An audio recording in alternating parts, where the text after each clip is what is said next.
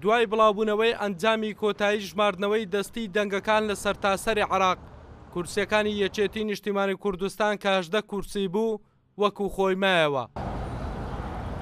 کادیرانی یەکێتی دەڵێن بەشێک لەلایەنە سیاسیەکانی هەرێمی کوردستان لە بڕی ئەوەی قسە لەسەر شکستی خۆیان بکەن ڕووی دەمیان لە یەکێتی بوو کە ئەو کورسیانەی بەدەستێناوە.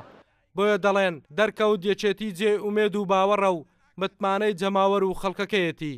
ئەمە نتیجەیەکی زۆر تەبیعی دەنگەکانە پێویستە هەموو لایەک ئەوە قبول بکە و حەقەتە بزانێ ئەگەر لە ڕابردوودا قسە لەسەر ئەوە کراوە ئەگەر هەموو ڕێگایشیان گرتە بەر و هەرچی ئەوان ویستیان بۆیان کرا بەڵام نەتیجەکە ئەوە بوو کە دەرچوو.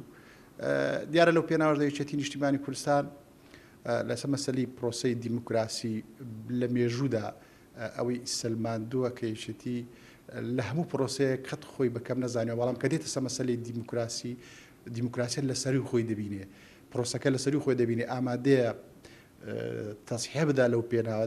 کادیرانی یەکێتی تاکید دەکەنەوە یەکێتی نیشتیمانی کوردستان حزبێکە لە پێناو چەسپاندنی ئاشتی کۆمەڵایەتی و بیر و ڕای ئازاد و ڕێزگرتن لە بەها دیموکراسیەکان هەمیشە قوربانی داوە. بۆیە یەکێتی بە مەڵوێستانەی متمانەی جەماوەری کوردستانی بەدەستێناوە و متمانەکەی لەدەست نادات.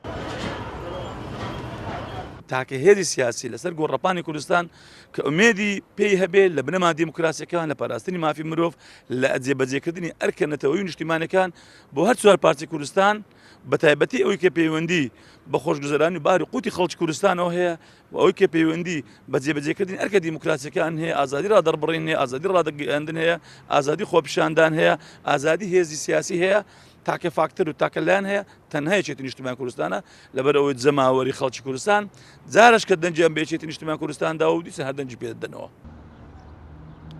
یەکێتی نیشتیمانی کوردستان خاوەنی 18 کورسی ئەنجومەنی نوێنەرانی عێراقە و وەک لە کاتی بانگەشەی هەڵبژاردندا لیستی یەکێتی بانگەشەی بۆ دەکرد بە تیمێکی بەهێزەوە دەچنە بەغداد بۆ گەڕانەوەی ماف و دەستکەوتەکانی گەلی کورد لا چوارچەوەی دەستوری عێراقدا.